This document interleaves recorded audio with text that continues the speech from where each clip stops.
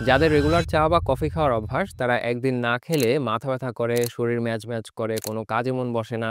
রোজার দিনে দেখা যায় ইফতারের পর এক কাপ চা বা কফি না খেলে মনে হয় যেন ব্রেনটা পরিষ্কার হচ্ছে না। তো চা কফি কিভাবে আমাদেরকে চাঙ্গা করে, কিভাবে আমাদের ঘুম দূর করে, আর কিভাবে আমাদের চা কফির উপর একটা নেশার তৈরি হয়, সেই সব কিছু জানবো আজকে আমরা এই ভিডিওতে। প্রতিদিন আমরা অনেক কাজকর্ম করে থাকি। কিছু কাজকর্ম আমরা করি আমাদের ইচ্ছা অনুযায়ী, কিছু কাজকর্ম আমাদের ইচ্ছার বাহিরেও হতে থাকে। যেরকম আমাদের নিঃশ্বাস-প্রশ্বাস নেয়া বা হার্টের কাজকর্ম। তো এই সমস্ত কাজকর্ম যে কোষগুলো করছে, এই কোষের কাজগুলো করার জন্য তাদের ফিউল দরকার হয়। মানে তাদের খাবার দরকার হয় বা শক্তির দরকার হয়। এই শক্তি আসে কোত্থেকে? এই শক্তি আসে হচ্ছে আমরা যে সমস্ত খাবার খাই, সেই খাবার থেকে। যেরকম ধরেন ১ মলিকুল গ্লুকোজ থেকে ৩০ বা ৩২ টা এটিপি তৈরি হয়। তো এই যে আমাদের শরীর এত কাজের জন্য এটিপি ব্যবহার করছে, প্রতিটা এটিপি ব্যবহার করার সময় এর অ্যাডেনোসিন পার্টটা রক্তে রিলিজ হয়ে যাচ্ছে। তো তার মানে হচ্ছে যত কাজ করছে আপনার শরীর তত পরিমাণে অ্যাডেনোসিন রক্তে জমা হচ্ছে। তো এখন এই অ্যাডেনোসিন যাবে কোথায়? অ্যাডেনোসিনের রিসেপ্টর থাকে হচ্ছে ব্রেইনে। অ্যাডেনোসিন যখন রিসেপ্টরে গিয়ে বাইন্ড করে তখন আমরা ক্লান্ত অনুভব করি বা আমাদের মধ্যে ঘুমের অনুভূতি আসে। এখন দেখেন, এই যে অ্যাডেনোসিন গিয়ে ও রিসেপ্টরের সাথে বাইন্ড করছে যার জন্য আমাদের ঘুম আসছে। আমরা যদি কোনোভাবে এই অ্যাডেনোসিনের এই রিসেপ্টরের সাথে যুক্ত হওয়াটাকে বন্ধ করতে পারি, তাহলে কিন্তু অ্যাডেনোসিন আর ওর কাজ করতে পারবে না। যার ফলে কি হবে? আর আমাদের ক্লান্ত লাগবে না বা ঘুম আসবে না। আমরা চা কফি খাওয়ার পর এর মধ্যে থাকা ক্যাফেইন রক্তে চলে যায় এবং সেখান থেকে ব্রেইনে চলে যায়। ব্রেইনে ওই যে অ্যাডেনোসিনের রিসেপ্টর আছে, সে ওই রিসেপ্টরে গিয়ে যুক্ত হতে পারে। কারণ সে দেখতে অ্যাডেনোসিনের মতো। রিসেপ্টর এটাকে আলাদা করতে পারে না। রিসেপ্টর ক্যাফেইনকেও ঢুকিয়ে নেয়। যার ফলে অ্যাডেনোসিন নিজে গিয়ে আর ওর রিসেপ্টরের সাথে বাইন্ড করতে পারছে না। কারণ ক্যাফেইন আগেই সেখানে গিয়ে বসে আছে। যার ফলে কি হয়? আমরা যখন চা বা কফি খাই এর মধ্যে থাকা ক্যাফেইন প্রায় সব অ্যাডেনোসিন রিসেপ্টর বন্ধ করে রাখে। যার জন্য অ্যাডেনোসিন আর তার কাজ করতে পারে না। যার জন্য আর আমরা টায়ার্ডনেস বা ঘুম ফিল করি না। ক্যাফেইন আরেকটা কাজ করে, সেটা হচ্ছে অ্যাড্রিনালিন রিলিজ করা। আমরা যখন কোনো একটা উত্তেজনাকর কোনো মুভি দেখি অথবা খেলা দেখি, তখন আমাদের মধ্যে যে ফিলিং আসে, এই ফিলিংটা আসে হচ্ছে অ্যাড্রিনালিনের কারণে। আমরা যখন দেখছি যে আসলে ৬ বলে ১২ রান দরকার এবং একটা ৬ মেরে দিল, তখন এইটা আমরা দেখি চোখে, কিন্তু ব্রেইন এইটার এগেইনস্ট এ অ্যাড্রিনালিন রিলিজ করে। তখন আমরা ওই উত্তেজনাটা ফিল করি। এখন আসেন, চা কফিতে আমাদের নেশা কেন হয়? আমাদের কেন ঘুরে ফিরে চা কফি খেতে ইচ্ছে করে? চা কফি না খেতে পারলে কেন আমাদের ভালো লাগে না? এইটার কারণটা হচ্ছে, আমি আগেও ডোপামিন সম্পর্কে বলেছি।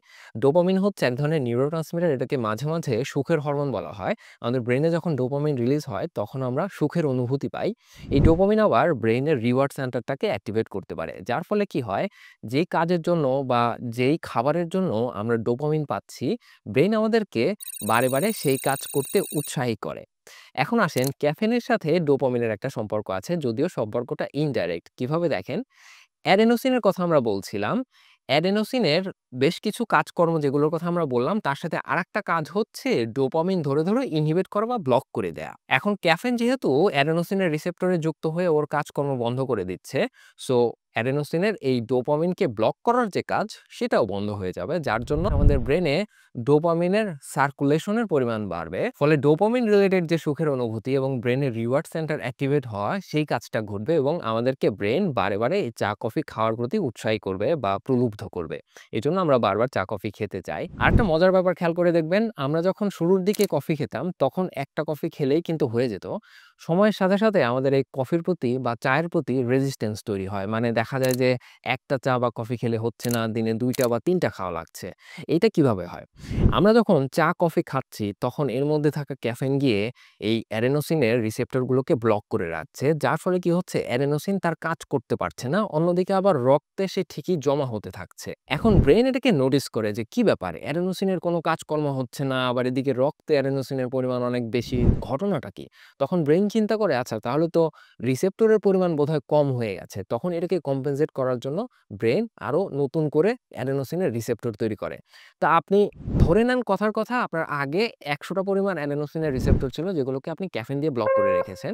ব্রেইন নতুন করে আরো ৫০ টা তৈরি করলো বা আরো ৬০ টা তৈরি করলো। তখন হচ্ছে ওই যে অ্যাডেনোসিন গুলো জমা ছিল তারা আস্তে কাজ করা শুরু করলো। তো এই প্রসেসটা যখন কন্টিনিউয়াসলি চলতে থাকে, একটা পর্যায়ে গিয়ে দেখা যায় আপনি যখন ওই একটা চা বা কফি খাচ্ছেন, ওরা গিয়ে যতগুলো অ্যাডেনোসিনের রিসেপ্টর ব্লক করতে পারছে, সেই ব্লক করাটা আসলে যথেষ্ট হচ্ছে না। কারণ এর মধ্যেই ব্রেইন আরো অনেকগুলো অ্যাডিনোসিনের রিসেপ্টর নতুন করে তৈরি করে ফেলেছে। তো তখন দেখা যায় দিনে ১ টা চা কফি খেয়ে হচ্ছে না, ২ টা বা ৩ টা খাওয়া লাগতেছে। এই পর্যায়ে ভিডিও থেকে কয়েক সেকেন্ডের বিরতি নিচ্ছি। আপনারা যারা বিদেশ থেকে দেশে টাকা পাঠান তাদের জন্য একটা ছোট্ট অ্যানাউন্সমেন্ট আছে। ট্যাপ ট্যাপ সেন্ড টাকা পাঠানোর জন্য বিশেষ কিছু সুবিধা দিচ্ছে। আপনারা যদি ট্যাপ ট্যাপ সেন্ড এর মাধ্যমে টাকা পাঠান তাহলে কোনো ট্রান্সফার ফি লাগবে না। ট্যাপ ট্যাপ সেন্ড এর মাধ্যমে টাকা পাঠানো সম্পূর্ণ নিরাপদ এবং এদের ট্রান্সফারের যে টাইমটা, এই টাইমটাও বেশ কুইক। ট্যাপ ট্যাপ সেন্ড এখন পৃথিবীর বেশ কয়েকটা জায়গা থেকে তাদের সার্ভিস দিচ্ছে। সেগুলো হচ্ছে USA, Canada, UK, Europe, Australia এবং ইউএই। টাকা পাঠানোর পদ্ধতিও বেশ সহজ। আপনি চাইলে এখান থেকে দেশের ব্যাংকে ট্রান্সফার করতে পারেন অথবা যেকোনো ওয়ালেট যেরকম বিকাশ, নগদ, রকেট এগুলোতেও ট্রান্সফার করতে পারেন অথবা ক্যাশ পিকআপের মাধ্যমেও টাকা ট্রান্সফার করতে পারেন। ইম্পোর্টেন্ট ব্যাপার হচ্ছে ট্যাপ ট্যাপ সেন্ড খুব ভালো এক্সচেঞ্জ রেট দেয়।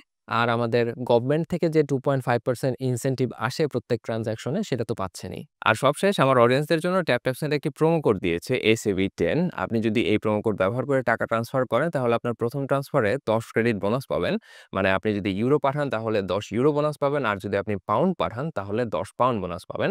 আর যারা UAE থেকে পাঠাবেন তারা 50 দিরহাম বোনাস পাবেন। ট্যাপ ট্যাপ সেন্ডের অ্যাপ ডাউনলোড করার লিঙ্ক দেওয়া থাকবে ডেসক্রিপশন বক্সে এবং প্রথম কমেন্টে। আপনারা এখন যে মাধ্যমে টাকা পাঠাচ্ছেন সেটার সাথে কম্পেয়ার করে দেখবেন, যদি ট্যাপ ট্যাপে আপনারা বেশি সুবিধা পান তাহলে ট্যাপ ট্যাপ দিয়ে দেশে টাকা পাঠাবেন। ট্যাপ ট্যাপ সেন্ড এই ভিডিওটা স্পন্সর করেছে। এখন আমরা ভিডিওতে ফিরে যাচ্ছি।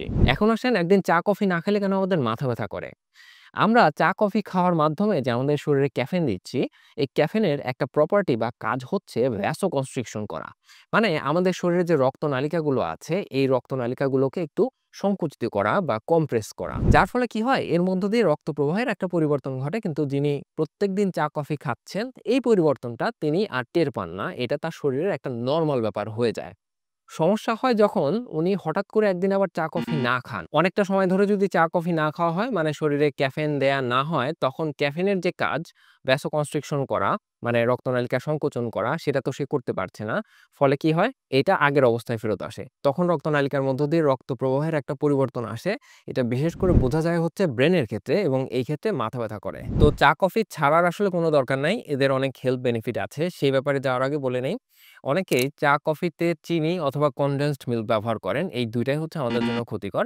আপনারা দুধ কফি বা দুধ চা যদি খেতে চান তাহলে হচ্ছে নরমাল গরুর দুধ ব্যবহার করতে পারেন অথবা রং চা বা কফি খেতে পারেন। এখন চলেন দেখা যাক চা খেলে কি, কি উপকার হয়। নাম্বার 1 হচ্ছে চা আমাদের হার্টের জন্য বিশেষ উপকারী। ৩৯ টা কোহর্ট স্টাডির ফলাফল একসাথে করে একটা রিভিউ করা হয়। সেখানে দেখা যায় প্রতিদিন প্রতি ১ কাপ করে চা খাওয়ার কারণে হৃদরোগজনিত কারণে মৃত্যুর ঝুঁকি কমে যায় ৪% করে।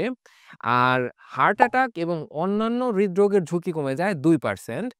স্ট্রোকের ঝুঁকি কমে যায় ৪% এবং অন্যান্য কারণে মৃত্যুর ঝুঁকি, যেটাকে বলা হয় অল কজ মর্টালিটি, এইটাও কমে যায় হচ্ছে ১.৫% করে। নাম্বার ২ হচ্ছে ব্লাড গ্লুকোজ কন্ট্রোল।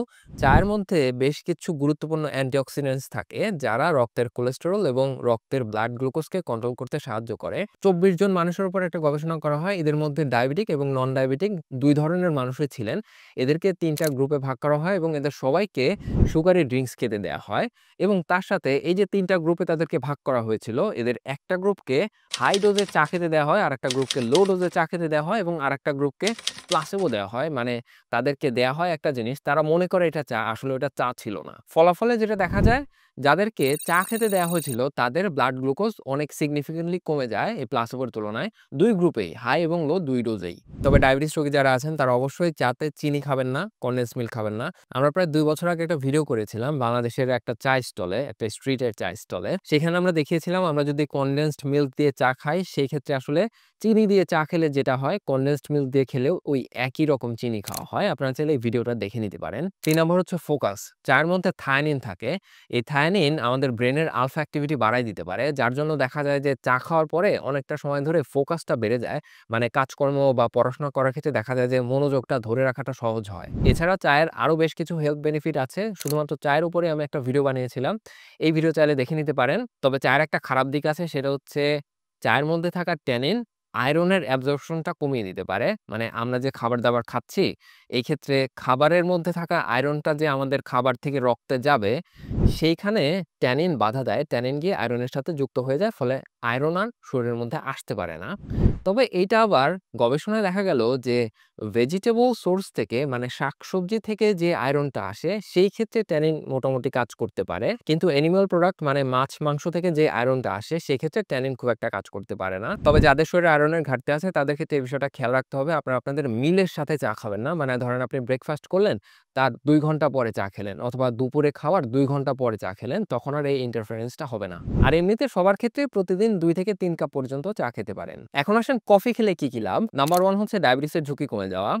৩০ টা গবেষণার ফলাফল একসাথে করে একটা রিভিউ করা হয় এবং সেইখানে দেখা যায় দিনে প্রতি ১ কাপ করে কফি খাওয়ার কারণে টাইপ 2 ডায়াবেটিস হওয়ার ঝুঁকি কমে যায় ৬% করে। নাম্বার ২ হচ্ছে ব্রেন হেলথ। বিভিন্ন গবেষণায় দেখা গেছে কফি আমাদের ব্রেনের হেলথটাকে ভালো রাখতে পারে। অ্যালজাইমার, পার্কিনসন্স এই সমস্ত রোগ হওয়ার যে ঝুঁকি সেগুলো কমিয়ে দিতে পারে। ৩ নাম্বার হচ্ছে ওজন কমাতে সাহায্য করা। এছাড়াও কফির আরো বেশ কিছু উপকারিতা আছে। আমি কফির উপরও একটা ভিডিও বানিয়েছিলাম। চাইলে সেটা দেখে নিতে পারেন। কফির একটা সাইড ইফেক্ট হচ্ছে কফি যেহেতু অ্যাড্রেনালিন রিলিজ করে, যাদের হচ্ছে এই অ্যাংজাইটি বা প্যানিক অ্যাটাক রিলেটেড সমস্যা আছে, তাদের ক্ষেত্রে কফি বুক ধড়ফড় করা বা এই সমস্যাগুলোকে বাড়িয়ে দিতে পারে। তবে যারা সুস্থ আছেন, তাদের ক্ষেত্রে প্রতিদিন ২ কাপ বা ৩ কাপ কফি খাওয়াই যেতে পারে। এই হচ্ছে অবস্থা। এই ভিডিও যখন রেকর্ড করছি, তখন আমাদের YouTube এ সাবস্ক্রাইবার সংখ্যা ৯৫৪,০০০ আর Facebook এ ফলোয়ার সংখ্যা হচ্ছে ১.৪ মিলিয়ন। ভালো থাকবেন সবাই। আসসালামু আলাইকুম।